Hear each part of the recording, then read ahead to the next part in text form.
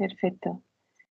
Bueno, buenas tardes a todos. Bienvenidos a este seminario de la Fundación Victoria Eugenia, donde por primera vez se va a empezar a hablar de otras patologías que no son exactamente coagulopatías congénitas, pero yo creo que comparten muchas cosas. Comparte que son patologías crónicas y si no son crónicas, bueno, con un seguimiento muy estricto a lo largo de la vida. En el caso de la anemia falciforme, bueno, es algo que acompaña a los pacientes desde que nacen y lo mismo pasaría con la PTT congénita, así que creo que es un gran éxito que se hable de estas dos patologías en el contexto de la Fundación Victoria Eugenia. Estas charlas de hoy van a estar protagonizadas, la primera de ellas por la doctora Marta Morado del Hospital Universitario La Paz, que nos va a hablar de anemia falciforme.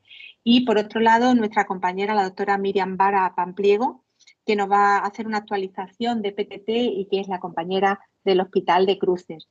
Quiero agradecer de antemano la colaboración y la ayuda de Octafarma, de Roche y de Sanofi, porque sin los medios necesarios estas cosas no son posibles y es muy importante que compartamos experiencias. Y yo creo que aquí lo importante es lo que tienen que decir Marta y Miriam y todas las preguntas, que espero que sean muchas, que tenga la audiencia. Animaros, ir escribiendo en el chat, por favor, no seáis tímidos. Las haremos al final de las dos charlas, pero es importante que se vayan presentando allí. Así que sin más, doy la palabra a mi compañera y amiga Marta Morado. Hola, muchas gracias, Eva. La verdad es que es un lujo poder estar aquí compartiendo sobre todo estos dos temas tan interesantes. Entonces voy a compartir pantalla. Compartimos. A ver.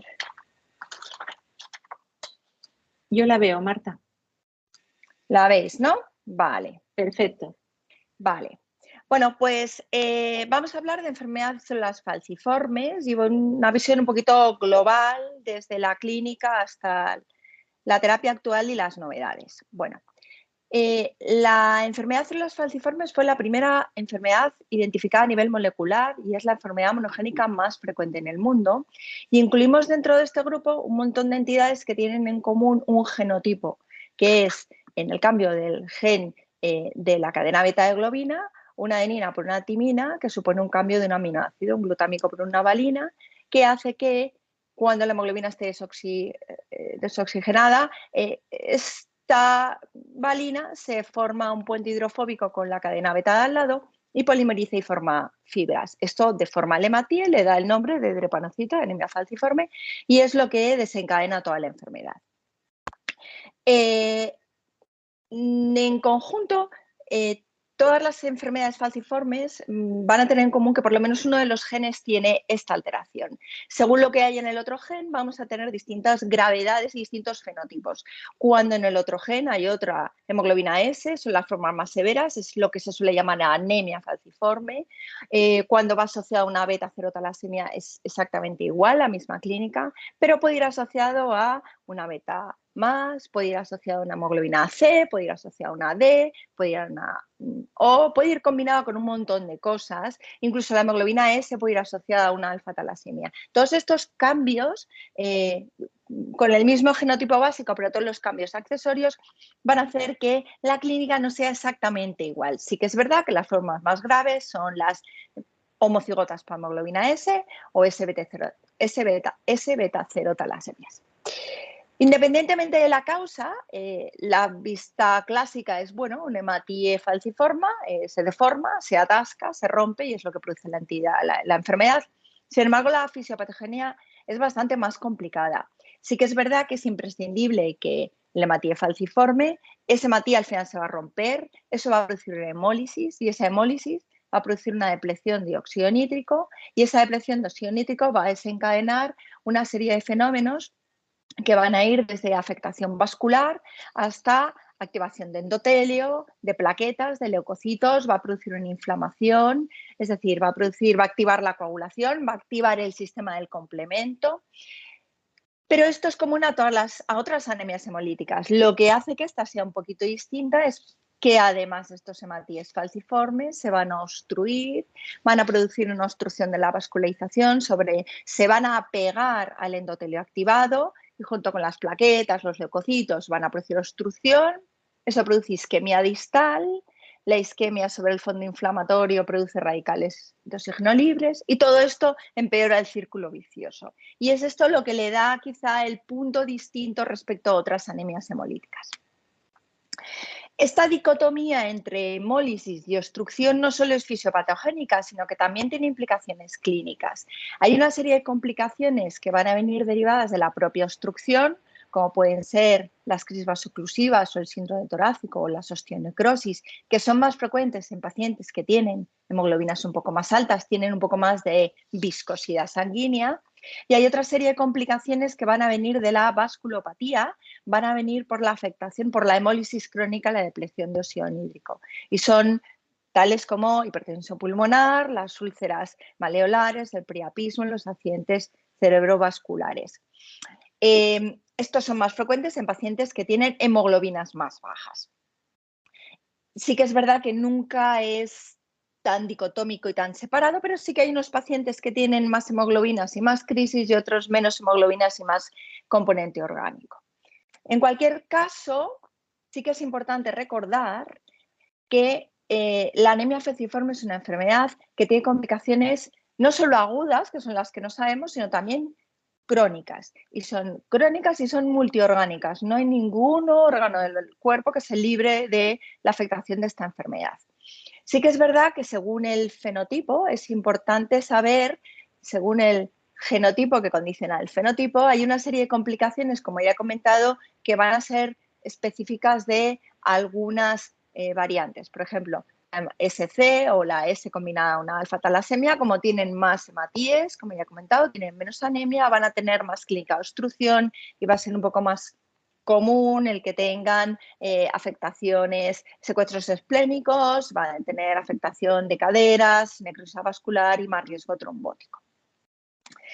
En cualquier caso, es una enfermedad devastadora que va a producir una afectación en todo el cuerpo como si el cuerpo envejeciera del orden de 20 años más de la edad que tiene, que va a reducir y limitar la calidad de vida. Este ensayo sobre 2.000 pacientes demuestra que el 50-60% de ellos van a tener limitada su actividad física diaria, van a tener limitada su actividad social, su actividad laboral, su asistencia al colegio, su capacidad de llegar, de conseguir un trabajo, de mantenerlo. Les condiciona la vida, pero es que además les condiciona la cantidad de vida. Estos son trabajos de no hace muchos años en que en Estados Unidos y en Inglaterra, que son países de alto nivel económico, la supervivencia de los pacientes con hemoglobina SS o S-beta 0, las formas más graves, se acorta en torno a unos 20 o 30 años la supervivencia normal. Los SC viven un poquito más, pero sí que es verdad que la mortalidad está a una supervivencia media en torno a los 60 años, que se acorta. Pero es que este artículo reciente, si analizamos la anemia falciforme, la mortalidad es 11 veces mayor el tener anemia falciforme y es especialmente frecuente en niños, ya no tanto en adultos. En niños es la causa número 12 de mortalidad y supone, como ya os he comentado, un envejecimiento precoz. Cuando uno habla de anemia falciforme, lo que piensa todo el mundo son las crisis vasoclusivas, porque son la complicación más frecuente, pero no es... Son las más frecuentes, lo que más vemos, pero no es lo que tenemos que tener más miedo. Hay una serie de complicaciones agudas que pueden ser mortales. Por ejemplo, el síndrome torácico agudo es la principal causa de mortalidad en adultos. Suele venir a raíz de una crisis vasoclusiva, pero no siempre. En niños la causa más frecuente es una infección, pero también es mortal los secuestros hepatitis esplénico, secuestro hepático, algunas colecistitis agudas intrahepáticas, síndromes hemolíticos. Todas estas causas son causas de mortalidad y es importante conocerlos. Pero lo que más normal veamos en las anemias falciformes son las crisis vasoclusivas. Bueno, aquí llamamos crisis vasoclusiva y aquí ya empieza el problema. Pues en general, se acepta que es un dolor agudo, que suele ser de origen osteomuscular, que no tiene otra causa alternativa y que precisa algún tipo de analgesia. Pero bueno, depende de en qué contextos, ahí se van a incluir otras causas de dolor que no sean por obstrucción, afectación osteomuscular, como por ejemplo los secuestros o las necrosis óseas, que es otra causa. Pero es que algunos incluyen crisis agudas de otra causa, como puede ser el priapismo, que ya hemos visto que es algo más vasculopático. Luego, no queda muy claro qué es. En los ensayos clínicos, generalmente la definición te incluye que el paciente tenga que venir a un hospital o ponerse algún tipo de calmante intramuscular o un opiáceo, pero tan crisis vasoclusiva es la que hace al paciente venir e ingresar como la que tiene el paciente en su domicilio y se toma unos antiinflamatorios intravenosos. Luego, lo más complicado realmente sigue siendo el definir qué es una crisis vasoclusiva. Independientemente de cómo sea la causa, sí que es importante saber que los pacientes más o menos notan cuando tienen una crisis, ellos saben manejarlos en casa y cuando empieza a subir la fase de isquemia, esta fase rápida de dolor agudo, si ellos hay que educarlos en que saber cuándo tienen que venir porque eso no se va a poder manejar en casa. Ellos mismos tienen que aprender cuándo tienen que acudir al hospital. Cuando vienen al hospital, lo más normal es hacerles una atención lo antes posible, hacer posible en 30 minutos. Y para esto hay que educar a los servicios de urgencias. Hay que hidratarlos, pero no hay que hidratarles, hay que ponerles oxígeno, generalmente suele añadir antibióticos y el dolor se suele controlar con morfina, aunque bueno, parece que hay algunas otras opciones posibles. Después se establece unos días en un dolor crónico mantenido y es en estas fases donde hay que tener especial cuidado porque es ahí cuando aparecen las complicaciones que son potencialmente mortales. Ojo, al paciente, ya lo hablaré luego, no hay que transfundirlo según llega al hospital porque tiene una crisis. Eso está prohibido. Luego hablaré de las transfusiones, pero por favor, no es lo pongo, lo hidrato, le pongo el antibiótico y lo transfundo. Eso no. ¿Vale? Cuando el paciente es capaz de tolerar opiáceos orales o medicación analgésica oral, se procede al alta. Es importante identificar y tratar rápido las crisis vasoclusivas. Ellos tienen que saber cuándo tienen que venir y hay que intentar evitarlas en todo lo que se pueda. ¿Por qué? Porque no solo van a condicionar la cantidad, sino también la calidad de vida. A mayor número de crisis vasoclusivas aumenta la mortalidad de los pacientes. De hecho, los principales predictores de mortalidad son, obviamente, el genotipo. Las formas más graves tienen mayor mortalidad. El número de órganos afectados de forma crónica y los ingresos por crisis vasoclusivas. Las complicaciones crónicas no les solemos prestar tanta atención, pero son muy importantes. ¿Por qué? Porque son la causa de mortalidad cuando no es aguda.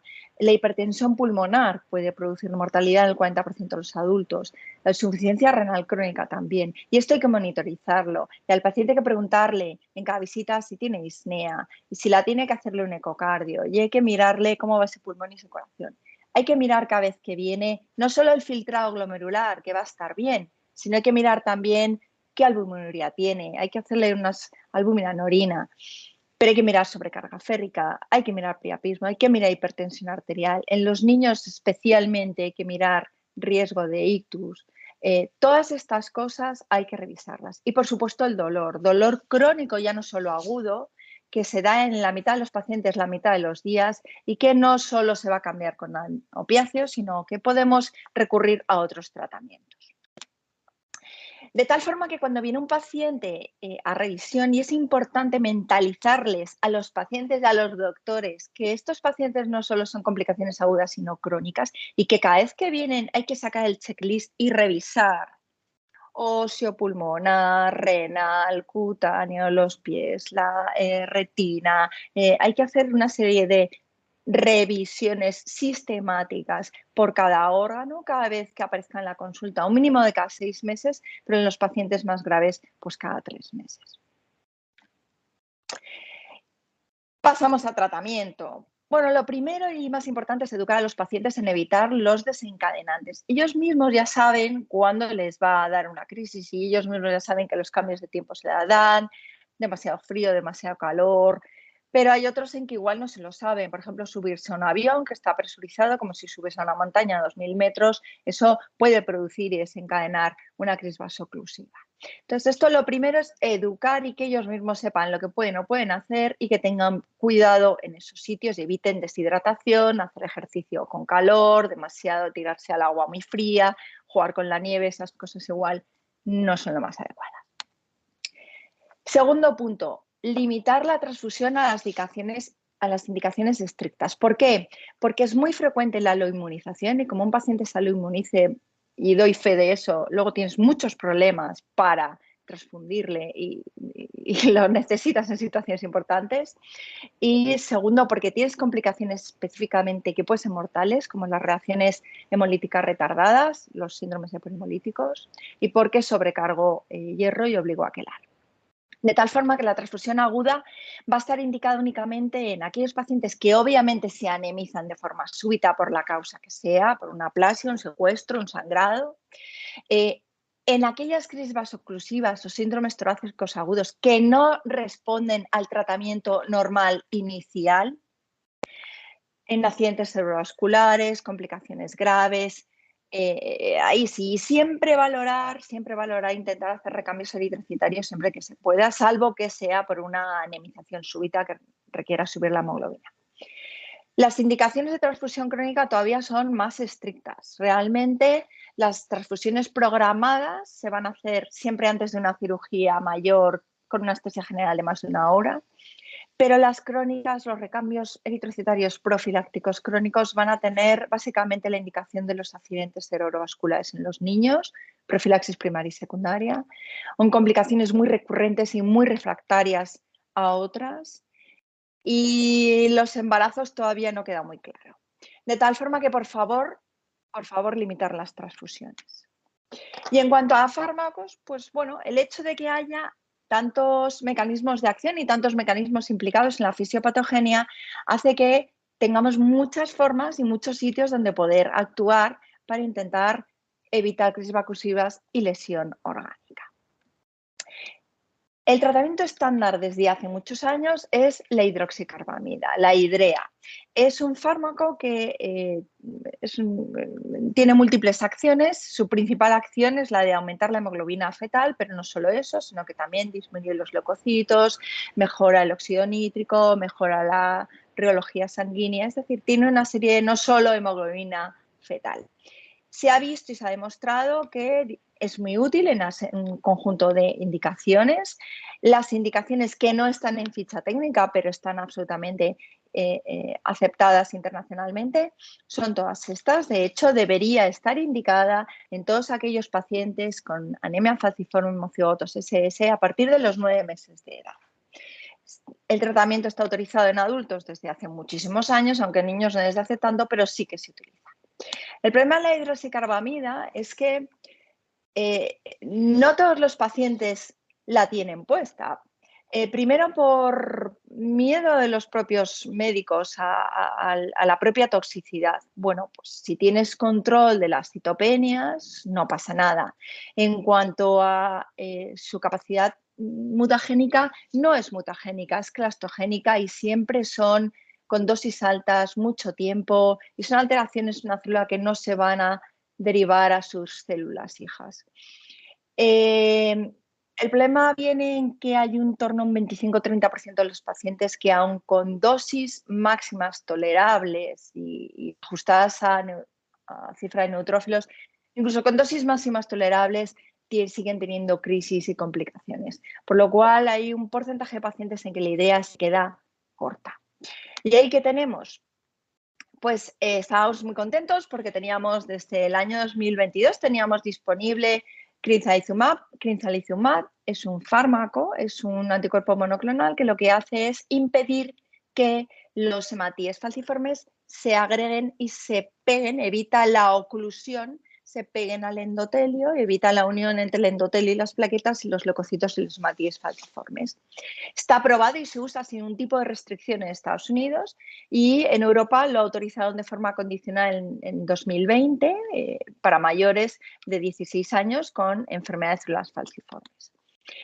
El ensayo que le dio la indicación fue el ensayo SUSTAIN, en el que a dosis altas, a 5 miligramos kilo, se veía que era capaz de reducir las crisis vasoclusivas prácticamente a la mitad, especialmente las no complicadas, y que duplicaba el tiempo a la siguiente crisis e incluso a la tercera crisis, a costas de prácticamente casi ningún efecto secundario, con lo cual estábamos todos muy contentos. Y este efecto era independiente del genotipo, del número de crisis previas, de genotipo y de fenotipo. Estábamos muy contentos, pero EMA lo autorizó pendiente del ensayo fase 3. El problema es que el ensayo fase 3, el stand que les pilló en plena pandemia, en el que los pacientes tenían dificultades para venir a los hospitales, les sale, bueno, tuvo también luego otra serie de complicaciones de este ensayo, les sale que no hay diferencias significativas entre utilizar clinizumab versus placebo, y a pesar de que es un fármaco dicho por la doctora Ganter, que es la que más sabe de esto, es un fármaco que funciona en un 40% o 50% de los pacientes, ya que le funciona muy bien. A pesar de eso, EMA ha retirado su autorización, por lo cual ahora mismo los pacientes que están en ensayo pueden seguir con ello, pero no se puede pautar, lo cual supone un problema. El otro fármaco que tiene autorizado Estados Unidos y que tiene autorizado Europa es Voxelotor. Voxelotor es un fármaco que actúa por otro mecanismo de acción. Lo que hace es pegarse a la unidad alfa-globina, alfa no beta, y lo que hace es que modifica la molécula de la hemoglobina para que no se la mantiene en forma oxigenada, de tal forma que modifica la afinidad por el oxígeno, la mantiene más oxigenada, por lo cual no falciforma. La indicación que tiene en Europa es para pacientes a partir de los 12 años en monoterapia o asociado con hidrea para pacientes con anemia falciforme. El ensayo que le da indicaciones es el ensayo HOPE, en el que las dosis altas, 1.500 miligramos al día, consiguen su objetivo. El objetivo de este fármaco y de los que son como él no es tanto ahora mismo reducir las crisis vasoclusivas, que sí, sino mejorar, incrementar la hemoglobina. Y ahora me preguntarán, ¿y por qué? Pues ahora lo cuento. Incrementar la hemoglobina. Y el objetivo de este ensayo era incrementar 1 gramo la hemoglobina. El 50% de los pacientes lo hace frente a 7 del placebo, con unos efectos secundarios bastante aceptables. Los incrementos pueden llegar a ser hasta de 3 gramos, y lo que sí que se vio es que cuanto más le subía la hemoglobina al paciente, y esto resulta paradójico, pero es por el mecanismo de acción, cuanto más les sube la hemoglobina, menos crisis vasoclusivas tenía. Por lo cual este fármaco, su objetivo es incrementar la hemoglobina, que es 1 gramo decilitro, porque se sabe que en los pacientes falciformes el incremento de 1 gramo es suficiente para prevenir todas las complicaciones orgánicas crónicas.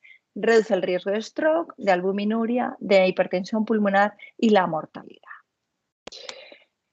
El tercer fármaco que tiene autorizado en Estados Unidos es L-glutamina. Es un fármaco que no queda muy claro porque funciona. EMA no quedó muy contento con su mecanismo de acción, pidió más detalles y los del laboratorio decidieron retirar la autorización, por lo cual en Europa no lo tenemos disponible. Los americanos, que lo pueden poner todo, y esto es un artículo del 2023, ya se plantean múltiples combinaciones. Si tenemos un paciente adulto que con hidrea a dosis máxima sigue teniendo crisis y tiene hemoglobinas altas, le pongo algo que evite falciformar, clinizumab. Pero si lo que tiene es crisis, pero tiene anemia, lo que quiero es mejorarle la función orgánica y le voy a añadir Voxelotor. Y si sigue teniendo crisis, pues incluso clinizumab. Entonces, esta capacidad de utilizar fármacos combinados es una suerte enorme la que tienen los americanos, porque en España tenemos un problema. En España solo tenemos hidrea y ya sabemos todos los problemas que hay de suministro.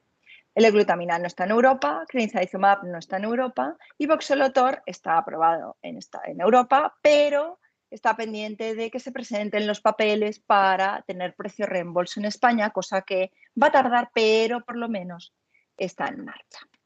Por lo cual, ahora mismo, la única opción de nuevos tratamientos para los pacientes son los ensayos clínicos. Los fármacos que más se están estudiando son los activadores de la piruvatoquinasa. Un activador de piruvatoquinasa lo que va a hacer es mejorar la hidratación, la energía, la membrana del hematíe, pero además al aumentarle el ATP va a mejorar va a bajar el 2,3-difosfoglicerato, lo cual va a mejorar la oxigenación del hematíe y esto es lo que consigue lo consigue el efecto.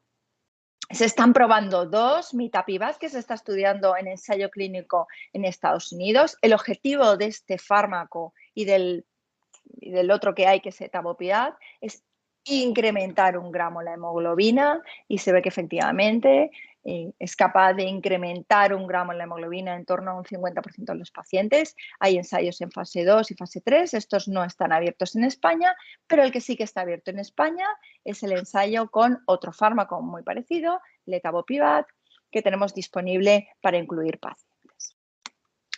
Hay más fármacos. Y estoy poniendo únicamente los ensayos que tenemos disponibles en España. Existe crovalimab, un anticomplemento que se está ensayando como agudo y crónico, y hay la enecitabina asociada a tetridioxiuridina, que lo que hace es mejorar su biodisponibilidad oral. Es un fármaco que tiene su función es inducir hemoglobina fetal. El único tratamiento curativo ahora mismo es trasplante de hermano HLA idéntico. En niños muy pequeños con enfermedad grave y hermano HLA idéntico debería ser el tratamiento de elección. En buenos centros de referencia tiene muy buenas supervivencias. El problema es que no todos los niños tienen hermano compatible. Si vamos a donantes alternativos, esto lo ideal es que sea siempre dentro de ensayos clínicos y cuanto más mayor sea el niño y mayores discrepancias, menor supervivencia. Luego la edad y el número de discrepancias son principales factores pronósticos. Y nos queda la terapia génica. Bueno, esto es solo para que se haga una idea de todo lo que se está haciendo en terapia génica.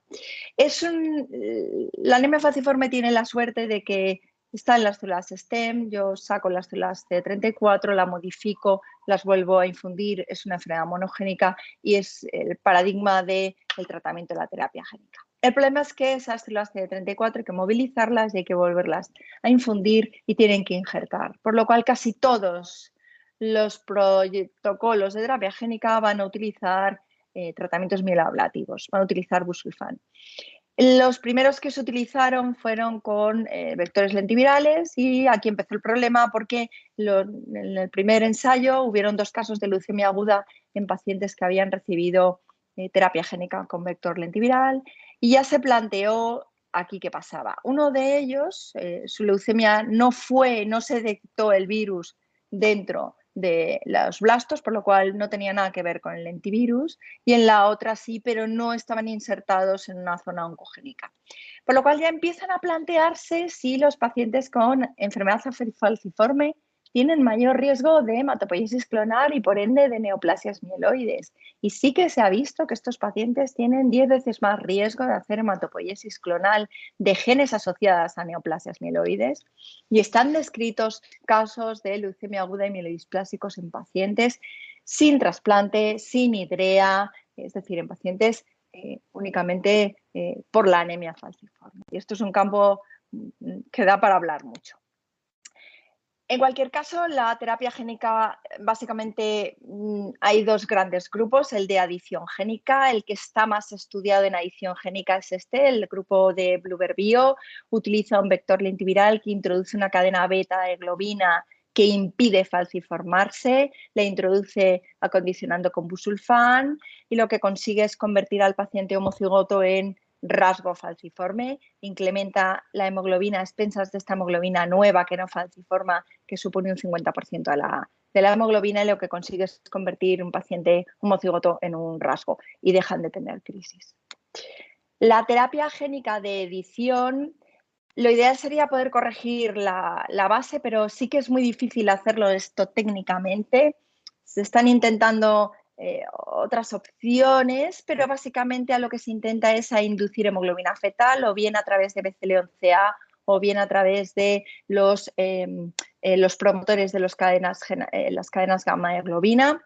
Y el que está más avanzado en este aspecto es este aquí, el estudio CLIM, el Hexacel. Este lo que hace es por edición génica bloquea BCL11A y lo que hace es incrementar la hemoglobina fetal. Lo que consigues es incrementar la hemoglobina fetal para que sea casi la mitad de la hemoglobina del paciente. Volvemos a hacer lo mismo. Reduces la hemoglobina S y se convierten en un rasgo. Como conclusión, es una enfermedad grave, es multisistémica, no solo son las crisis agudas, tiene complicaciones agudas y crónicas, y las crónicas van a condicionar el daño orgánico y requieren un tratamiento y una vigilancia sistemática y multidisciplinar, y las complicaciones agudas no solo son crisis y pueden matar y hay que hacer un tratamiento rápido y efectivo. El tratamiento actual sigue siendo IDREA. Ahora mismo en España, ahora mismo no tenemos nada más, pero lo tendremos. Y para curación, pues seguimos teniendo ahora mismo únicamente el trasplante de donante HLA idéntico, pero la terapia génica está llegando y está llegando ya. Va a ser una realidad dentro de unos años. Únicamente recordarles que existe una guía de enfermedad falciforme editada por el Grupo Español de Eritropatología dentro de la Sociedad Española de Hematología, que la pueden descargar en esta página web. Y esto es todo. Muchas gracias. Bueno, muchísimas gracias, Marta. Yo creo que has hecho un recorrido desde el diagnóstico hasta la clínica y el tratamiento, que no es fácil, que hay muchas cosas que, bueno, luego irán saliendo y se irán complementando con las preguntas de los compañeros. Damos paso ahora a la revisión de PTT que va a hacer Miriam, que como hemos dicho es la compañera del Hospital de Cruces. Miriam, ahora te veo. Hola, buenas Bienvenida, tardes a todos. Adelante. Un placer estar con Marta y con Eva, a las que admiro, dos compañeras. Voy a ir compartiendo mi pantalla.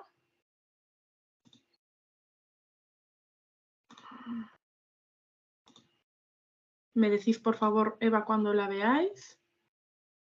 Y la veo, Miriam. Muy bien.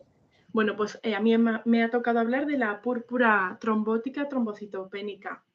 Vamos a comenzar un poco hablando de historia. Fue en el año 1925 cuando Moscovitz describió por primera vez el trombo hialino rico en plaquetas en una biopsia de un glomérulo renal. 20 años más tarde ya se introdujo el acrónico de púrpura trombótica trombocitopénica. En los años 60 ya comenzaron a describirlo como un síndrome con una pentada característica que hoy en día ya se considera obsoleta, de anemia hemolítica, trombopenia, alteraciones neurológicas renales y fiebre. Y en el año 96 ya se identificó el ADAMTS13 como una proteína que distinguía el factor von Willebrand. Miriam, ¿me escuchas? ¿Sí? No vemos avanzar la presentación. Se ha quedado como si fuera, no en pantalla completa, sino como si fuera solo la diapo y no avanza. Yo creo que igual es mejor que dejes de...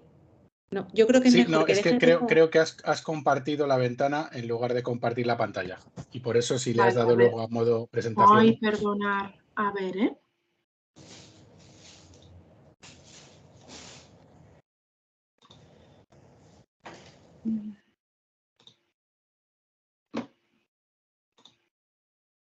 ¿Ahora? Ahora ponle en modo presentación. Ahí, perfecto. Eso es. ¿Veis qué cambio? Sí, perfectamente. Vale, sí, perfecto. Pues continúo. Vale, gracias, Eva. Ya en el año 96 continuó, se describió el ADAMTS13 como una metaloproteasa, como una enzima que extendía el von Willebrand, y fue en el año 2001 cuando realmente recibió el nombre de ADAMTS13, ya que se vio que pertenecía a esta familia de metaloproteasas.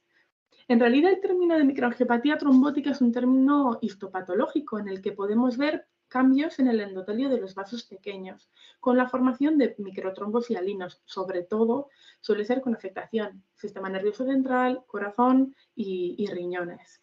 Eso lo veremos como una anemia microangiopática y con una trombopenia.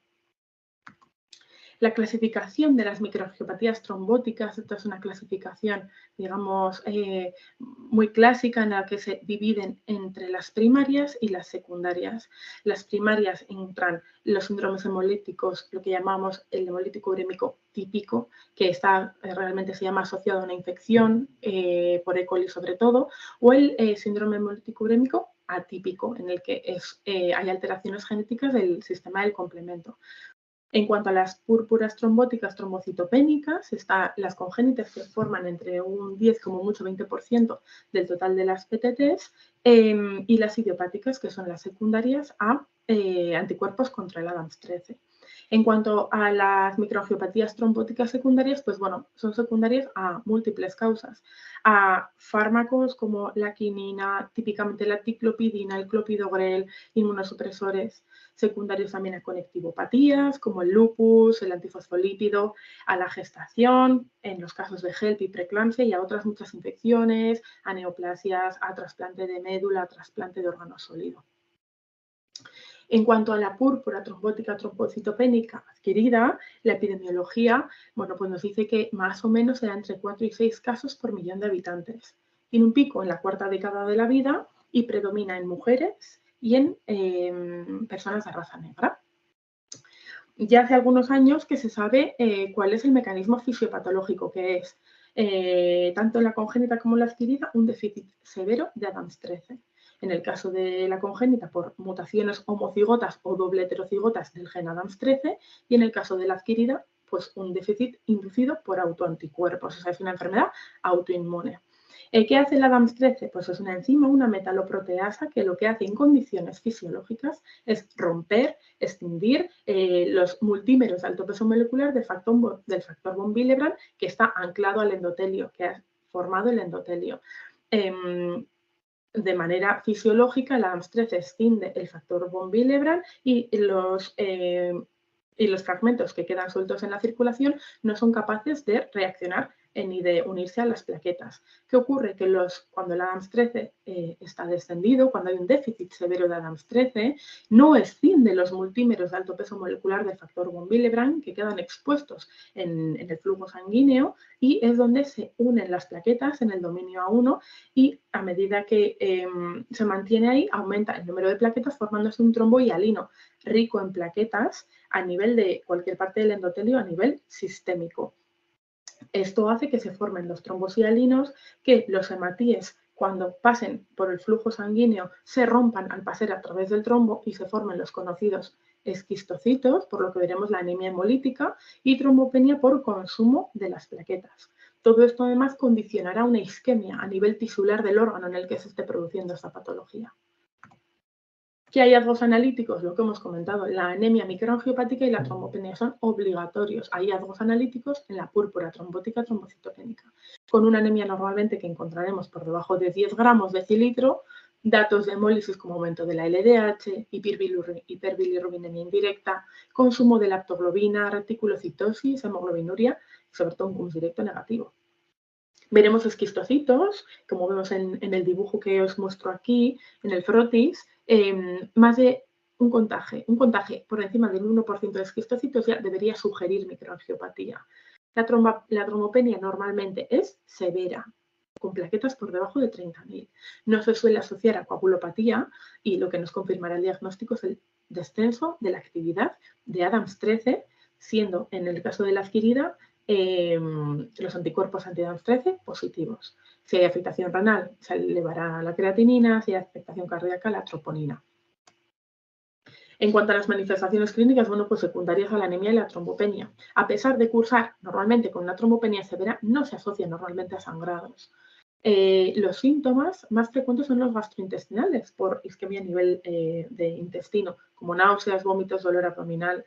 Y luego sigue la afectación renal y los síntomas neurológicos, que normalmente son focales, pero que suelen ser, digamos, fluctuantes y recurrentes. Suelen ser más bien leves cuando son generalizados, y los severos es lo más raro. El ictus, el coma, las convulsiones son los más raros. Es rara la fiebre y la afectación cardíaca, bueno, pues hasta en un 20% de los pacientes. Y lo que realmente también es raro es la afectación pulmonar. La pentada clásica de la que hablábamos antes, pues al final hoy en día se sabe que está obsoleta, porque menos de un 5% de los pacientes presentan la pentada clásica de fiebre, afectación renal, cardíaca, anemia y trombopenia.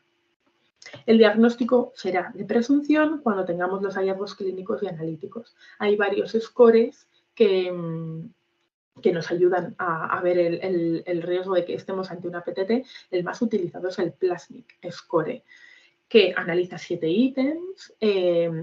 la trombopenia con unas plaquetas por debajo de 30.000, perdón, suma punto, datos de hemólisis, ausencia de neoplasia maligna también suma punto, ausencia de trasplante de progenitores o de trasplante de órgano sólido previo también suma punto, volumen por debajo de 90, ausencia de coagulopatía y una creatinina por debajo de 2, todo eso suma puntos. Si tenemos más de 5 puntos es una probabilidad intermedia, 5 puntos, y entre 6 y 7 puntos una alta probabilidad de que nos encontremos ante una PTT. El contagio de esquistocitos no entra en el score, es decir, se da por hecho que una PTT siempre tiene que tener esquistocitos por encima del 1% en el frotis sanguíneo. El diagnóstico anatomopatológico pues, se vería si hiciéramos una biopsia, pero no es algo que se haga habitualmente. Y el diagnóstico confirmado será con los hallazgos clínicos analíticos y la determinación de actividad de ADAMTS13, que sea inferior sobre todo al 5-10%, y la presencia de anticuerpos anti-ADAMTS13 en las PTTs adquiridas.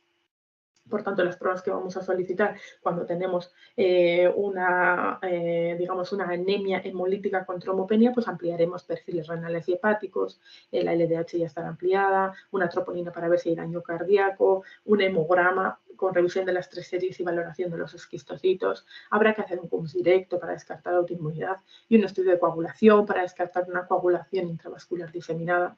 Y habrá que solicitar el estudio de ADAMTS13 con titulación de anticuerpos. Si nos encontramos con unos niveles de ADAMTS13 por debajo del 10%, junto con la anemia hemolítica microangiopática y la trombopenia, estamos ante un diagnóstico de una PTT. A veces, pues hay estados inflamatorios, pacientes sépticos con neoplasias, que presentan niveles de ADAMTS13 bajos, por debajo del 40-60%, que es lo que se considera lo normal, el ADAMTS13 descendido secundario a ese estado inflamatorio. Si cogiéramos pacientes random en un hospital, pacientes hospitalizados, veríamos que muchos pacientes presentan estos niveles de ADAMTS13, normalmente por encima del 10-20% y por debajo del 60%. Un ADAMTS13 por encima del 60%, desde luego, excluye la PTT. Y en el contexto de la solicitud de anticuerpos, el 80-90% de los anticuerpos anti-ADAMTS13 son anticuerpos que neutralizan el ADAMTS13 y son los que mediante ELISA podemos hacer normalmente en los laboratorios y los que podemos determinar y titular mediante títulos Bethesda. ¿Qué ocurre? Que hay un 10% aproximadamente de los anticuerpos que simplemente no lo neutralizan el ADAMTS13, sino que favorecen el aclaramiento de la enzima. Entonces, hay pacientes con PTTs adquiridas en los que no vamos a ver unos anticuerpos positivos porque están implicados en el aclaramiento y no neutralizan el ADAMTS13. El diagnóstico diferencial lo haremos con todas las microangiopatías trombóticas. Siempre que veamos anemia hemolítica, microangiopática y trombopenia, pues tendremos que hacer el diagnóstico diferencial con el síndrome hemolítico urémico, el típico y el atípico. El asociado a infecciones por E. coli y el asociado a una alteración genética del complemento. Habrá que ver siempre microangiopatías y sospechar cuando hay un fármaco que puede provocar, pues como puede ser el clopidogrel, la ciclopidina, ciclosporina. Si hay coagulopatía, pensar siempre en una CIS. En caso de sepsis, neoplasia, pues valorar siempre que puede haber una MAT secundaria a estas situaciones. En el caso de la gestación luego veremos que es un trigger, un desencadenante por sí de un brote de PTT, pero también puede haber microangiopatías no PTTs en las gestaciones como el HELP, como la preeclampsia y otras muchas como enfermedades conectivopatías, enfermedades autoinmunes y en el contexto de un post-trasplante tanto de médula como de órgano sólido. El síndrome de Evans será otro diagnóstico diferencial a realizar mediante un CUMS directo positivo, normalmente positivo, pues ahí haremos el diagnóstico diferencial. La HPN, que puede ir con citopenias y con hemólisis intravascular, pues el diagnóstico diferencial es complicado. El tratamiento inicial, ya en los años 90 se vio que el recambio plasmático total era superior a las infusiones de plasma. Es una enfermedad que sin tratamiento tiene una mortalidad altísima del 90%. Cuando hay un diagnóstico de sospecha con un plasmic score alto, hay que empezar en ese momento con los recambios plasmáticos diarios, los corticoides sistémicos y el caplacizumab. Son pacientes que normalmente tienen un riesgo de mortalidad en los primeros días muy alto, ingresan normalmente en la UCI como primera opción para empezar todos estos tratamientos y una vez confirmado el diagnóstico, en principio del ADAMTS13 descendido por debajo del 10% y anticuerpos en principio, se comienza rituximab. Hoy en día Estas 4 pautas, recambio plasmático, corticoide, caplacizumab y rituximab, forman parte de la primera línea de tratamiento. El recambio plasmático hay que hacerlo entre las primeras 4 u 8 horas. Cuanto más tarde se empiecen, más mortalidad. El objetivo es eliminar el anticuerpo anti-ADAMTS13, el factor von Willebrand de alto peso molecular, que es donde se agregan todas las plaquetas, y reponer ADAMTS13. Normalmente se hace de manera diaria y se hace bulimia y media cada día. Digamos que hace años, no muchos años, se hacía lo que se llamaba el tapering, una desescalada. Lo que se hacía era hacer recambio plasmático diario hasta que se tenían 150.000 plaquetas en 2 determinaciones sucesivas, con un LDH por debajo de 1.5 del límite alto de la normalidad y que no hubiera pues, síntomas neurológicos nuevos o un empeoramiento clínico. Cuando se había conseguido esto, bueno, pues lo que hay que hacer hoy en día es suspender el recambio plasmático en ese momento. Sí que en la desescalada o el tapering que os comentaba, hoy en día ya se ha visto y está publicado que no tiene evidencia. Hay que parar el recambio plasmático cuando hay una remisión clínica. Hay que hacer analíticas diarias o 2 veces al día, incluso los primeros días, con hemograma, datos de hemólisis y demás. ¿Y qué ocurre? Que el recambio plasmático pues, también tiene sus complicaciones. Para empezar, muchas veces requiere un catéter venoso central, se puede complicar con reacciones alérgicas, que luego son pacientes que cada vez que se hace un recambio hay que premedicar con corticoide, polaramine, puede haber un trali, complicaciones relacionadas con el catéter, infecciones sobre todo. Bueno, pues no está exento de complicaciones el recambio plasmático. Segunda parte del tratamiento de primera línea, corticoides sistémicos. Importantísimos para reducir la producción de anticuerpos y se ha visto que reduce el número de recambios plasmáticos.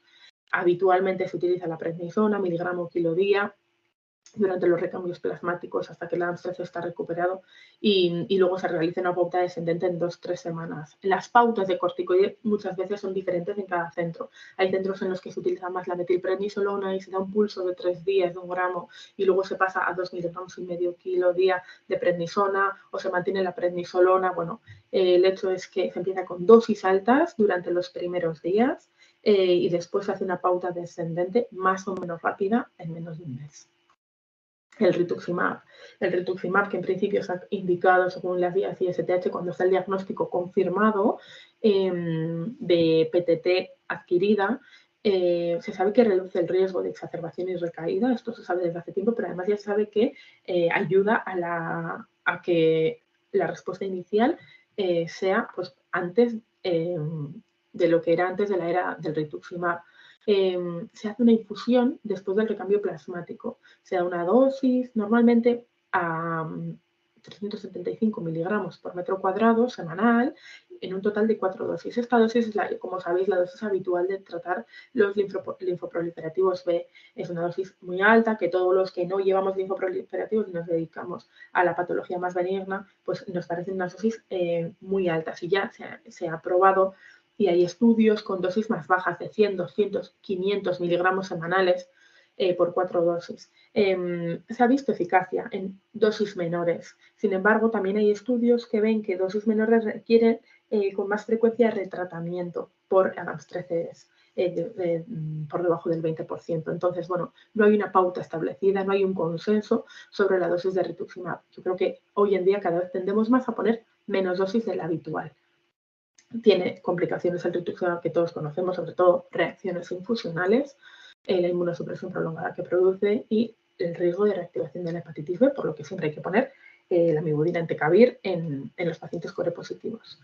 Los pacientes que tienen reacciones alérgicas al rituximab, bueno, pues ya hay muchos pacientes que están en muchos case reports publicados de pacientes que han recibido fatumumab y obinutuzumab, tanto en el tratamiento de primera línea de la crisis aguda como en la profilaxis cuando el ADAMTS13 está descendido, con buenos resultados y buenas tolerancias. Y el caplacizumab, bueno, la joya de la corona. El caplacizumab es un fragmento de anticuerpo monoclonal, un nanoanticuerpo que se une al factor von Willebrand, al dominio A1, y bloquea la interacción del factor von Willebrand con las plaquetas. Básicamente convertimos al paciente en un enfermo de von Willebrand.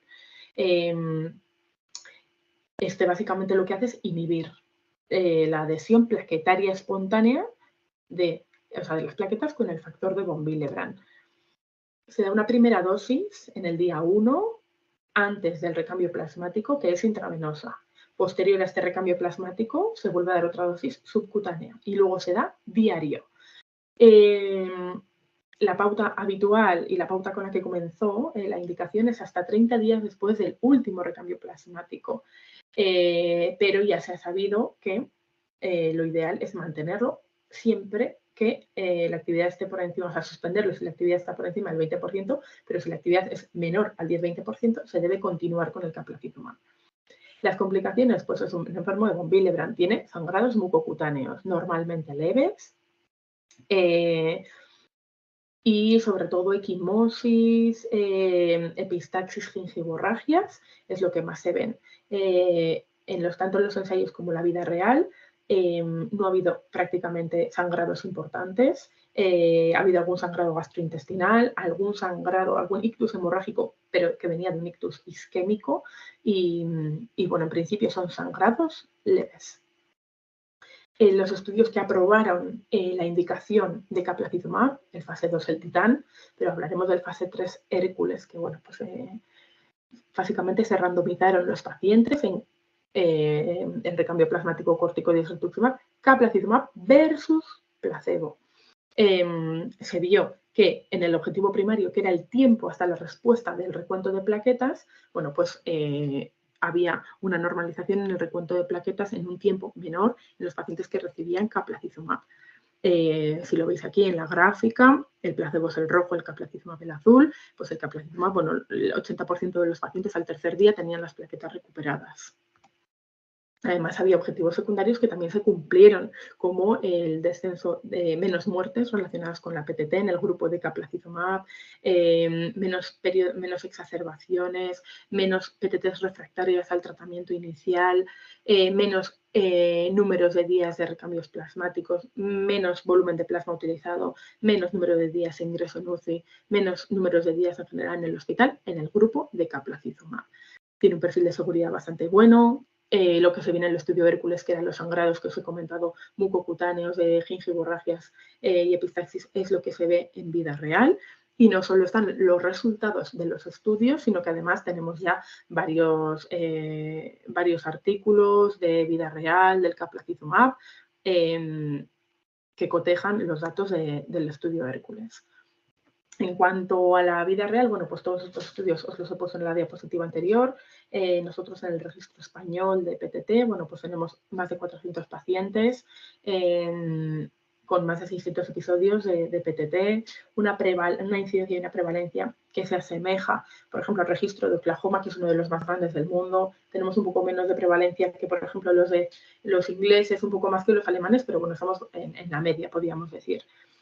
En primera línea hemos utilizado el rituximab en la mayoría de los pacientes y el caplacizumab hasta en un 43% lo hemos utilizado en pacientes con refractoriedad o exacerbación. Bueno, también se debe a que el caplacizumab ya lleva tiempo con nosotros, pero bueno, cuando empezó, pues yo creo que a los hematólogos en general nos costó acostumbrarnos a poner el caplacizumab en primera línea, era un poco que no nos lo creíamos. Sí que es verdad que se sabe y hemos demostrado en el grupo, en el registro español nuestro, que el caplacizumab administrado en los 3 primeros días del diagnóstico del brote de PTT hace que tengamos una respuesta clínica más rápida, que haya un menor número de recambios plasmáticos, que haya menos refractariedades, menos exacerbaciones y menor tiempo de hospitalización. Hace poco salió un artículo de los ingleses que en vida real analizaron los pacientes con PTT que habían recibido caplacizumab frente a los que no habían recibido y veían que el ADAMS-13 le costaba más subir, que le costaba más tiempo alcanzar unos niveles de normalidad que se han establecido sin que haya un consenso en un 20%. Y en el último estudio que hemos hecho nosotros, que es el registro español, pues la verdad es que no lo hemos visto. No hemos visto esas diferencias en alcanzar una recuperación de la ADAMS-13 en los pacientes con caplacizumab. Así es. En cuanto al tratamiento de soporte, bueno, nombrar 2 cosas: la transfusión de plaquetas. No, está contraindicada. Solo sí sangrado importante. La lamivudina entecavir, cuando hay un core positivo, eso está claro, porque reciben rituximab. Y el tema de antiagregantes y anticoagulantes, que yo creo que da, bueno, pues para otra charla aparte. El tema de antiagregantes, obviamente, por debajo de 50.000 plaquetas, contraindicado el adiro. pues por aumento del riesgo de sangrado. Los ingleses siempre han tenido más tendencia, en cuanto tenían los plaquetas por encima de 50.000, poner el adiro o un Clexane profiláctico. No tanto, yo creo, en nuestro país. Y además, hoy en día, con el uso del Caplacizumab, pues cuidado. Y lo mismo con los anticoagulantes. De por sí, pues no es algo que su uso no está extendido ni está indicado. Sin embargo, si alguien debuta con un tromboembolismo pulmonar, pues bueno, habrá que valorar la anticoagulación. Y si estamos poniendo Caplacizumab, pues valorar retirar el Caplacizumab, ¿no? Tras un brote, habrá que hacer un seguimiento. Esos pacientes se hacen seguimientos crónicos para toda la vida. No se les da de alta nunca. Hay que educar al paciente con los signos y los síntomas de una recaída. Hay que prevenirles de las recaídas. Hay que decirles qué desencadenantes pueden hacer que recaigan. También tiene que vivir con tranquilidad, pero bueno, una infección, cualquier estado inflamatorio del cuerpo, una cirugía, una gestación, el uso de estrógenos, bueno, todo ello puede desencadenar una crisis de púrpura trombótica trombocitopénica, por lo que hay que estar siempre al tanto y decir a los pacientes: si te van a operar, avísame; si te vas a embarazar, avísame. Todo esto. La mayoría de las exacerbaciones ocurren dentro de la primera semana tras suspender el recambio del Capla, y la mayoría de las recaídas en los 2 primeros años. Entonces es cuando más hay que estar al tanto. Os pongo aquí una pauta un poco de cuánto controlar a un paciente: consulta semanal 1 mes, después mensual 3 meses. Bueno, es un poco lo que hacemos en el paciente habitual. Obviamente se individualiza esto, no es lo mismo el que recupera el Adams 13 rápido y suspendes el Caplacizumab casi antes de que le toque, de los 30 días, que el paciente que le tienes que ampliar el Caplacizumab porque no ha recuperado el Adams 13, que el paciente que ha hecho un ictus, que el paciente que no. Bueno, pues obviamente individualizar. Durante los 2 primeros años, verles de cerca, y luego ya pues probablemente nos podríamos relajar. Cuando monitorizamos el Adams 13, pues bueno, si tiene más de un 60%, estás fenomenal. Todo esto dando por hecho que tiene una analítica sin anemia hemolítica, intravascular, microangiopática, ni trombopenia. O sea, una analítica buena, y vemos el Adams 13 por encima de 60. Estás fenomenal. Entre 40 y 60, bueno, en principio también se está bien. Y sí que hay artículos que dicen que podría predecir el riesgo de trombosis, ictus, cardiopatía isquémica. Bueno, de momento esto no está en consenso. Eso sí, una actividad de Adams 13 por debajo del 40% no podemos darle 6 meses o lo que le toca al paciente, hay que verle antes. Y informar de síntomas de alarma. Y una actividad por debajo del 20% sugiere un riesgo aumentado de recaída. No de recaída inminente, pero sí de recaída. Entonces, cuando tenemos una actividad de Adams 13 en un seguimiento por debajo del 20%, habrá que repetir al de 1 semana, máximo al de 2, esta actividad. Si sigue por debajo del 20%, haremos tratamiento profiláctico de recaída con rituximab. En cuanto a las pautas del rituximab profiláctico, bueno, pues hay de todo y se ha hecho de todo, desde los 375 miligramos metro cuadrado por 4 dosis semanales, y lo que te pide más el cuerpo es poner menos dosis. En nuestro centro en Cruces, pues hemos hecho un poco de todo. Hace unos años salió un artículo del grupo francés que lo que hacían era poner una dosis de 375, al de un mes reevaluar, y si estaba la actividad por encima del 40%, parar, y si estaba por debajo de 40%, continuar hasta las 4 dosis. ¿Qué ocurre? Que luego pues han salido otros papers en los que decían, bueno, pues poner las 4 dosis, pero a dosis más baja. Las 4 dosis de rituximab a 100, a 200 también hemos probado. La verdad es que nos ha ido bien con ambas. ¿Qué factores de riesgo de recaída tienen? Bueno, los no modificables son pues que hayas tenido más recaídas. Un paciente que ha tenido recaídas tiene más riesgo de tener más recaídas. La edad, el sexo, el grupo hemático no cero, ciertos HLAs, bueno, esos son no modificables. ¿Cuál es el factor de riesgo de recaída modificable más importante? La actividad de Adams 13. Importantísimo, monitorizar a los pacientes con actividad de Adams 13. El tratamiento de las recaídas es retratar, volver a poner, empezar obviamente con el recambio plasmático, con el glucocorticoide sistémico, con el rituximab y con el Caplacizumab. ¿Qué ocurre a la gente que recae mucho, a la gente que ha recibido el rituximab no hace tanto? Bueno, pues que hay que cambiar de inmunosupresores. La azatioprina, pues el recomendado para embarazos, por ejemplo, para la gestación o en mujeres que están lactando. Con la ciclosporina tenemos, pues hay mucha experiencia, 2-3 miligramos kilo 2 veces al día. Tarda tiempo en hacer efecto la ciclosporina, 1, 2, 3 meses, ¿no? el anti-CD38 por tezomidaratumumab con buenos resultados, el micofenolato, bueno, pues todos son series de casos, cada uno según su experiencia, pues utiliza el que, con el que más experiencia tiene. La N-acetilcisteína, que actúa a nivel del factor von Willebrand, de los puentes disulfuro y tal, también se ha utilizado. Y la estenectomía, que yo no la he visto utilizar en PTT, pero bueno, pues se ha utilizado también como enfermedad autoinmune que es, se ha utilizado. Las secuelas, bueno, pues las secuelas son muchas.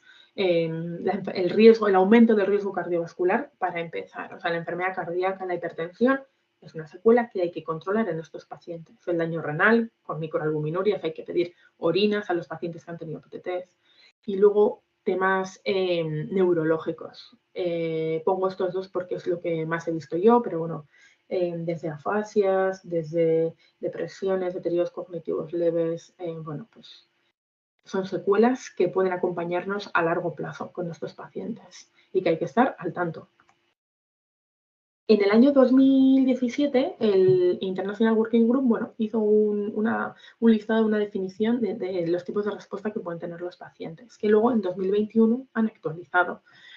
La respuesta clínica se considera aquella en la que se han normalizado las plaquetas y la LDH durante un par de analíticas.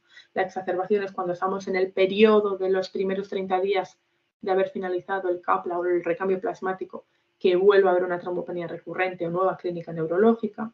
La remisión es que, habiendo pasado ya los 30 días desde el último recambio y el último CAPLA, tenemos todo normalizado, entonces llamamos que tenemos una remisión.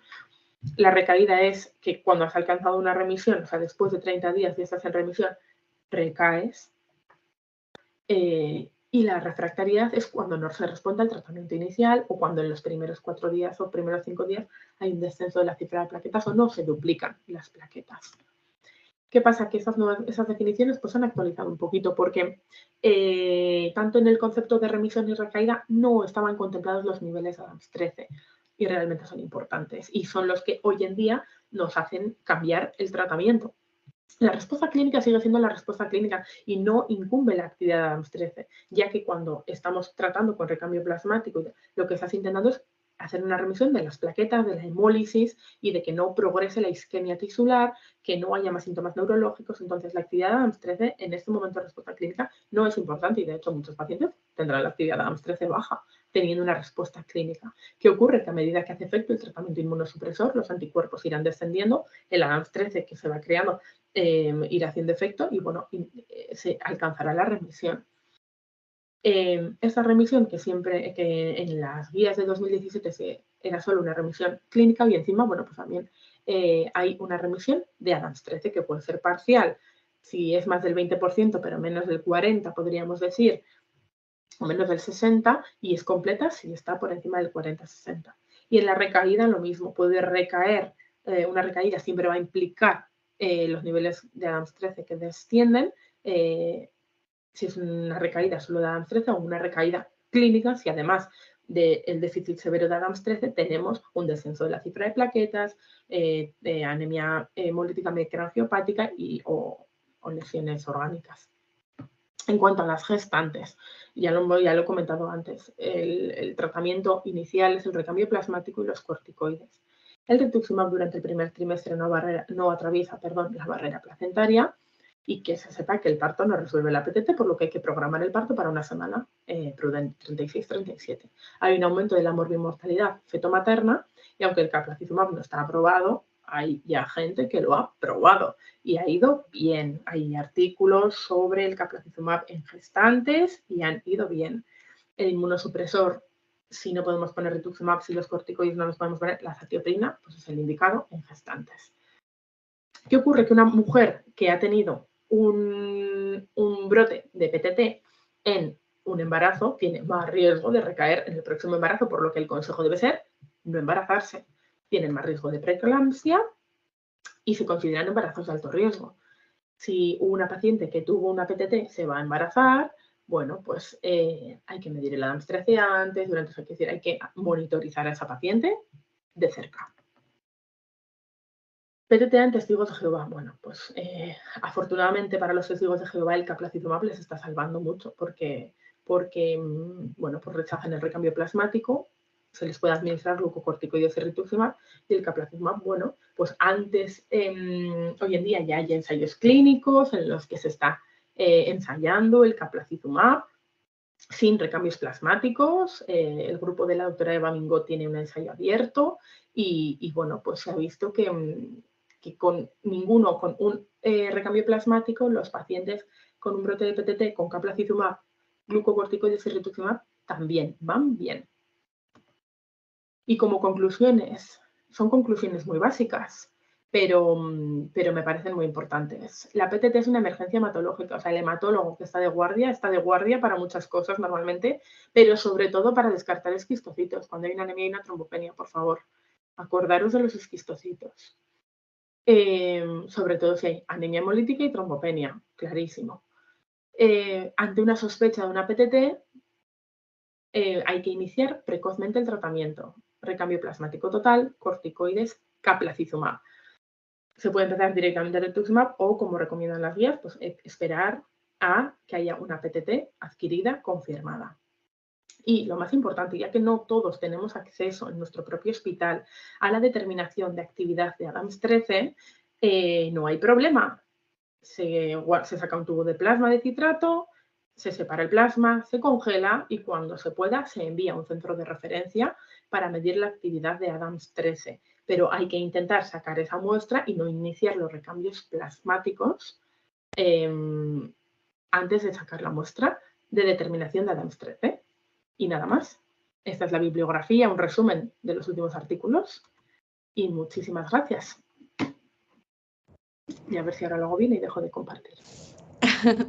Muchísimas gracias a ti, Miriam.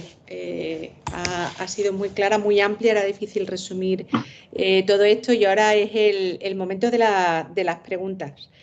Ha aparecido una primera en el chat. A ver si Marta, hazte visible. Esta primera es para ti. Ahora.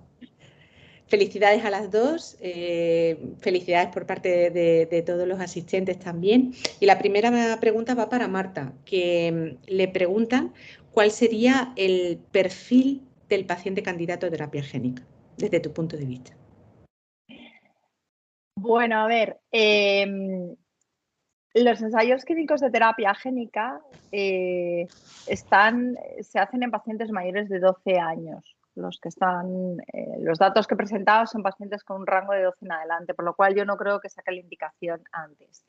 Por otro lado, los de Bluebird Bio, cuando tienen la indicación del Zynteglo, de la terapia génica, la primera que he contado, esa tienen la indicación y tuvieron la indicación en Europa y la tiene Estados Unidos para talasemia, y lo hicieron en pacientes jóvenes graves, beta 0, que no tenían un donante compatible.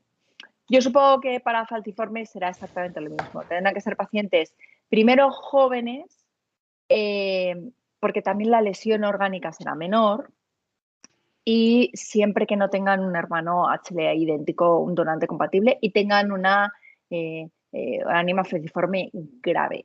Sabemos que hay pacientes que tienen anemia falciforme homocigota, que tienen unos niveles de fetal basales bastante altos y que prácticamente no tienen complicaciones. Algunos hay, son la minoría, pero los hay. Pero sería sobre todo eso, pacientes graves. Supongo que saldrá para SS beta 0, saldrá en torno a los 12 años, supongo, y que no tengan un donante HLA idéntico, supongo. Vamos, yo sería el perfil niños sin donante.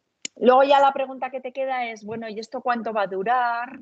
Esto vamos a tener que reinfundir, o sea, es la cosa que no se sabe. Esto a largo plazo sí que, por otros ensayos sí que se sabe que durante años tienen ya seguimientos largos y que se sigue manteniendo el clon del lentivirus que sigue produciendo el inserto. Pero claro, no se sabe a largo plazo, no hay seguimientos más de 10 años. Entonces, claro, ¿esto va a durar toda la vida? Pues no sabemos. ¿Va a conseguir mejorar el daño orgánico que ya tienes hasta ese momento? Pues no sabemos, se supone que sí, pero todavía quedan ahí flecos sin resolver. Muy bien, muchas gracias. Pues ahora, mientras animo a todos que vayan escribiendo en el chat, yo tengo aquí más preguntas para las dos que me he ido yo aquí apuntando.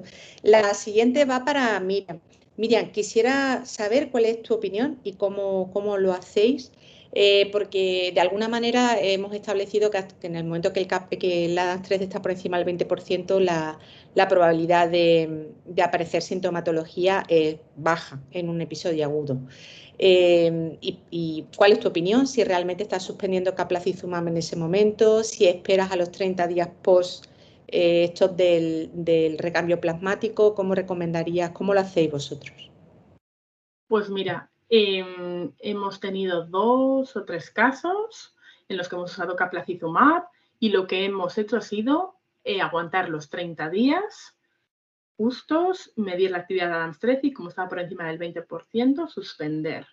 Ahora, en todo lo que me he revisado ahora, pues hay muchos grupos que suspenden el Caplacizumab cuando se hacen determinaciones seriadas de ADAMTS13 y antes de los 30 días supera el 20%, se ha suspendido el Caplacizumab y han ido bien. O sea, yo creo que lo importante del Caplacizumab es que si llegas a los 30 días y sigues por debajo del 20%, seguir con el Caplacizumab. Pero en nuestro caso hemos aguantado los 30 días, tampoco hemos tenido una N muy grande. Y mi recomendación es que, bueno, dado las evidencias que hay, si hay niveles de ADAMTS13 por encima del 20%, se podría suspender el Caplacizumab, aunque no hayan llegado los 30 días que se pusieron un poco como en indicación. Sí, yo creo que más o menos en general lo estamos haciendo así. Además, cuando hemos sacado por lo menos los datos del grupo español, sitúan el tiempo hasta recuperación de niveles de ADAMTS13 funcionales por encima del 20% en aproximadamente entre 21 y 28 días. Es decir, es que la gente, hagas lo que hagas, necesita 3-4 semanas para recuperar los niveles de ADAMTS13. Así que sí, yo... Perdonad, que os he perdido. Ahora, que comentaba Miriam que en base a los datos de todos, los datos del registro español, pues entre 21 y 28 días es el tiempo que hagas lo que hagas, necesita ADAMTS13 para subir del 20%, con lo cual creo que sí que es algo muy coherente. Que a lo mejor incluso, bueno, pues monitorizar un poco antes de los 30 días. Nosotros lo estamos haciendo a las 3 semanas de iniciar el tratamiento, hacemos el primer control para ver por dónde tiramos. Y aquí tengo yo más preguntas. Marta. Venga, tengo una pregunta. No, luego yo tengo una pregunta también para vosotras. Si nosotros también lo quitamos en cuanto la ADAMTS13 sube de un 20%, la pregunta es ¿cuándo dejar en paz al paciente? Me refiero al que no recupera ADAMTS13, porque hay algunos que se quedan en torno al 20 y les pones un ritu y les pones otra tanda y ya han pasado 1 año, 2 años, pero es que tengo una paciente que lleva 10 años, que tiene una ADAMTS13 de 7 y está como un pimpollo, pero claro, no le hago nada. Entonces, ¿cuándo dejar a un paciente en paz? Es decir, bueno, pues si han pasado 3 años, no me recae, pero tiene una ADAMTS13 del 20, sigo poniéndole cosas, no sigo, o sea, mi duda es qué hacer con esos que están estupendos, pero la ADAMTS13 no lo tienen en más de un 20, llevas 2 años poniendo tandas de ritu, ¿qué hago? ¿Lo dejo inmunosuprimido de por vida? Porque hay pacientes que tienen ADAMTS13 bajo y que no recaen en su vida, entonces, ¿qué haces ahí? Pues cuando vienen malos yo sé que hay que ponerles todo, pero cuando se van empiezan los problemas. Nosotros el caso que tenemos en Cruces, una paciente que suele tener niveles de ADAMTS13 bajos, hemos infundido rituximab hace ya años y ya llega un momento en que hemos dejado de hacer nada, en el que simplemente se vigila. Yo creo que esos pacientes al final... Sí, no la tenemos inmunosuprimida con otra cosa, ni con... porque también no recae, o sea, no he hecho recaídas. Una cosa es que esté bien y nunca recaiga y vas aguantando y viendo. Si hay recaídas, lógicamente hay que inmunosuprimir. Pero no habiendo recaídas y estás esperando, pasa el tiempo y no hay brotes, en mi caso, yo estoy viendo venir. Yo tengo mis dudas y creo que esta respuesta... Pues precisamente a lo mejor deberíamos a nivel nacional coger todos los datos de los pacientes que son así, que bueno, pues uno en Cruces, los que tú tengas, lo que tengan los distintos compañeros, porque yo creo que si nos ponemos, hay más de 20 casos en España que son así, y realmente plantearnos 2 cosas. Una, si estamos delante de algo que no sea una adquirida, sino que sea una congénita con una determinada características de penetrancia y que bueno, que no vaya a pasar de un determinado nivel de ADAS13. Y dos, es que yo creo que hace falta que de alguna forma tuviéramos acceso a anticuerpos o tener la información sobre en qué situaciones tenemos anticuerpos de los que aceleran el aclaramiento, porque esto pasa como la adquirida. Es poco frecuente, pero seguro que hay.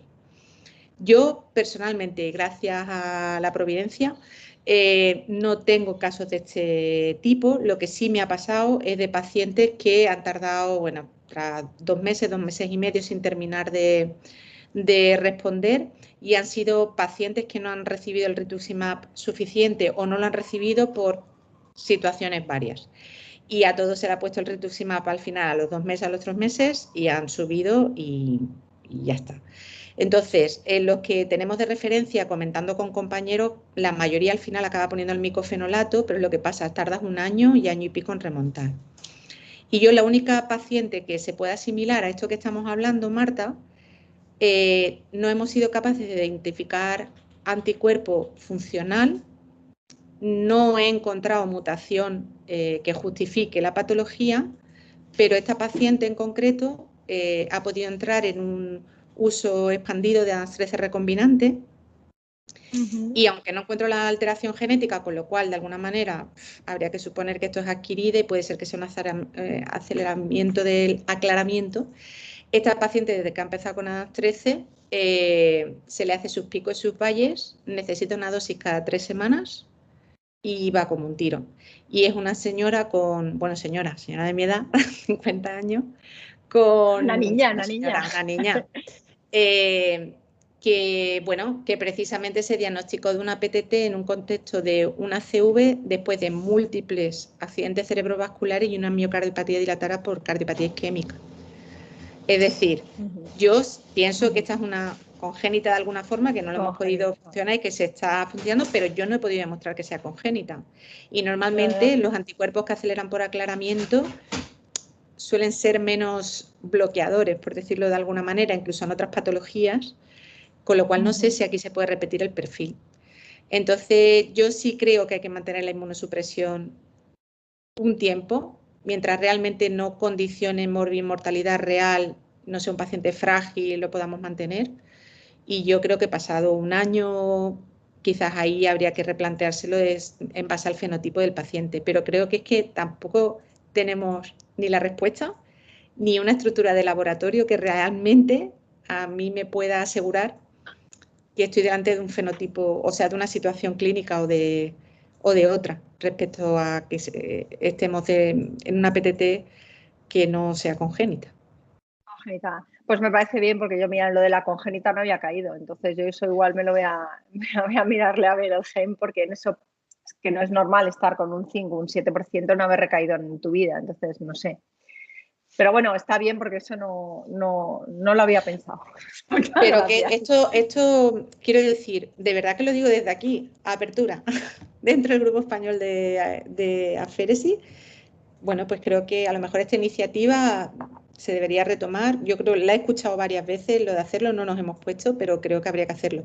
Porque simplemente por definir qué perfil de paciente es este al que le está pasando. Pues yo tengo una pregunta ahora para Marta. Y es tu opinión, porque a mí me preocupa mucho el tema de la inmunización en estos pacientes. Y quisiera, o sea, cada vez está más claro que en determinadas situaciones, como son los eventos isquémicos, sobre todo del sistema nervioso central, la eritroféresis, bueno, pues está indicada como profilaxis. Pero claro, en el más pintado, que pese 70 kilos, tú necesitas un mínimo de 8 concentrados de Matías para hacerlo. Nosotros, la política que seguimos es transfundir isogrupo RH extendido y KEL. Pero claro, el tema, o por lo menos lo que nos hemos encontrado, es que a nosotros se nos han inmunizado ya pacientes, pero en muchas ocasiones ni siquiera son frente a antígenos habituales de la población caucásica. Y es un problemón, porque puede haber centros CTTS que lo tengan súper bien estructurado, como puede ser en Cataluña, donde tienen incluso, hasta donde me ha parecido escuchar en alguna reunión, un pool de pacientes con de donantes con características en base a su raza, pero claro, este lujo no lo tenemos todos. Entonces quería saber tu opinión. Sí, yo ya no solo con los recambios crónicos, sino, por ejemplo, las gestantes. Es que a mí me pasó que se me alominizó una en plena gestación y se ponía, tenía la cesárea y no tenía sangre. O sea, eso es... Entonces, yo soy partidaria de restringir todas las transfusiones, todo lo que se pueda. Primero porque les desencadenan las crisis y segundo porque se alominizan. Claro, el problema es, lo ideal es isogrupo, o sea, fenotipo extendido, y si podemos, hacemos sangre y lo programamos de un día para otro para hacer fenotipo extendido. Y en los que tienen recambios eritrocitarios obligados, casi siempre son niños con velocidad de regurgitación de la carótida, de la cerebral media elevada. Claro, en teoría, eso es durante muchos años. En algunos casos te dicen que si no puedes seguir, pases a IDREA, y entonces ahí sí que de hecho hay un ensayo en que puedes hacer un switch y pasar a IDREA pasado un año y parece que funciona. En adultos que tú encuentres un infarto silente o que hayan tenido historias de accidentes cerebrovasculares, lo mismo, no se sabe si mantener los recambios eritrocitarios también para siempre o hacerles directamente el cambio de IDREA. Entonces ahí no queda muy claro. Si le puedes mantener con IDREA y con IDREA no le dan... Claro, otra cosa es que te haya hecho el ictus estando con IDREA. Eso ya es otra historia. A ver, ahí ya sí que no te queda más remedio que hacer recambio. Pero en los niños profilácticos o cabrón, un adulto te detectas un infarto silente y te dicen que no saben qué hacer. Te dices, bueno, y le hago una resonancia y lo veo, ¿qué hago? Le hago una velocidad de mesa de alta y ¿qué hago en un tío de 25 años? No le voy a poner de recambios el resto de su vida. Entonces yo eso soy que IDREA a dosis máximas y transfusión lo menos posible. Perfecto. Pues, a ver, yo no me privo que os tengo aquí a las dos. Una preguntilla más, que yo creo que estamos todavía en tiempo. Miriam, en tu experiencia, ¿has tenido prácticamente nulo sangrado por lo que has comentado con el manejo del caplacizumab? Pero en caso de los sangrados que has tenido, o si tuvieras, imagínate, un sangrado a lo mejor ya de un grado de la JU2 o más, ¿cuál es la actitud, el protocolo que tú recomendarías, lo que tú tienes establecido en tu hospital, en caso de que esto pueda ocurrir, de forma práctica para los compañeros? Hombre, para empezar, suspender el caplacizumab si el sangrado es importante. Valorar la transfusión de plaquetas si el sangrado es muy, muy, muy, muy importante. Y el concentrador de factor von Willebrand factor 8, que en principio tenemos en nuestro hospital, sería lo que indicaría de poner. Vale, perfecto. Y una más que tengo por aquí está. Eso, era la del embarazo para Marta. Realmente, ¿cómo hacéis la planificación? Buena pregunta. Pues mira, sí, hemos tenido por aquí, a ver cómo hemos tenido embarazos gemelares, hemos tenido un poquito de todo. A ver, no queda claro si todavía están decidiendo y están esperando un ensayo clínico, que lo estamos esperando todos como agua de mayo, el ensayo clínico que nos diga si profilaxis, recambios profilácticos, sí o no. No se ponen de acuerdo. En principio, si el embarazo no es complicado... ¡Ay, perdón! Nada. En principio, si el embarazo no es complicado, no es gemelar, la paciente no tiene una historia previa de pérdida de embarazos o de complicaciones previas, las guías, las británicas, las americanas, te dicen que, bueno, que puedes esperar y no hacer recambio eritrocitario profiláctico. Ahora, si la paciente empieza a tener crisis de repetición, no se complica el embarazo o ocurre algún evento, entonces sí, empiezas y a partir de ahí mantenerlos. Generalmente son cada 4 semanas, 4 o 6 semanas, para mantener una hemoglobina S en torno al 50, mejor menor de 30, pero por lo menos 50. Y luego, si los embarazos, si le da una crisis, se maneja como una crisis vasoclusiva y sí que intentamos programar el parto. Claro, el problema es programar el parto. Basta que lo programes para que se ponga de parto ya sola en mitad de Semana Santa, pero si se puede programar, mejor. Los ginecólogos son partidarios de partos vaginales también. de inducción de parto vaginal. Nosotros ahí la indicación en el fondo es obstétrica. Así que si el ginecólogo dice que vaginal, pues vaginal. Si se puede hacer ahí un recambio previo al embarazo, mejor, porque ahí sí que el riesgo que te dé una crisis inmediatamente después es muy alta. Entonces, si lo programamos, hacemos un recambio previo, a tener una S por debajo de un 50 sin problemas y hacer después el parto, la cesárea o lo que toque. Pero lo que no queda de acuerdo y no te puedo responder es en recambios. Nosotros lo hemos hecho en gemelares, en una niña con una cardiopatía, con una válvula cardíaca que vive con 6 gramos de hemoglobina. Pues es que esa le tienes que poner sangre directa, ya no es transfusión, o sea, ya no es recambio, es sangre. En gente que hace muchas crisis seguidas, que hacen 2 crisis en el segundo trimestre, pues ya empiezas con recambios. Pero de entrada, yo soy partidaria de entrada, no. Vale. ¿Y la profilaxis tromboembólica de cualquier embarazo o directamente ir a un riesgo intermedio? Vale. Generalmente la recomendación es aspirina a partir de la semana 12 porque el riesgo que tienen estas es de preeclampsia y eclampsia, o sea, y te la hacen. Y el manejo antitrombótico, el de no por tener una anemia falciforme tienes más riesgo de que te dé, o sea, por la propia enfermedad falciforme no se anticoagula, o sea, no se pone una anticoagulación profiláctica. Se pone si la paciente tiene antecedentes de trombosis, si ha tenido problemas en embarazos previos, ahí sí. Pero en principio una paciente sin antecedentes de trombosis y sin nada, salvo que tenga pues eso, muchísimas plaquetas, hay algunas indicaciones muy, muy concretas, pero en principio se intenta aspirina a partir de la semana 12 y la terapia antitrombótica básicamente si ha habido antecedentes de trombosis. Y luego sí, el manejo durante el parto, sí, la profilaxis en el posparto, eso sí, con las cesáreas, eso, la indicación ginecológica que tienen ellos siempre. Si se hace una cesárea, le mantienen no sé cuántas semanas, o sea, eso sí. O sea, la estándar más la aspirina desde el principio. Desde la semana 12. La semana 12. Sí, la aspirina sí, que la preeclampsia la hacen. Por vasculopatía en placenta, o sea, es por la vasculopatía en la placenta. Sí. Ya está, como cualquier patología vascular del embarazo, al final la fisiopatología es la misma. Bueno, pues yo seguiría escuchando todo el rato, pero ya hemos cumplido el tiempo. Quiero agradeceros profundamente a las dos el estar aquí, toda vuestra disposición a la preparación y todo vuestro conocimiento.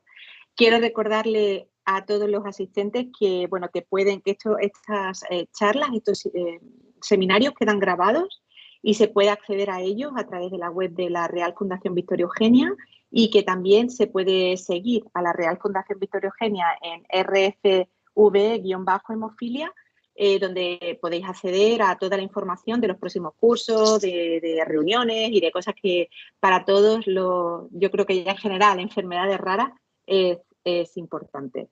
Un abrazo a todos y que paséis muy buena tarde. Gracias. Gracias a vosotros. Un placer. Gracias. Chao. Hasta luego. Adiós.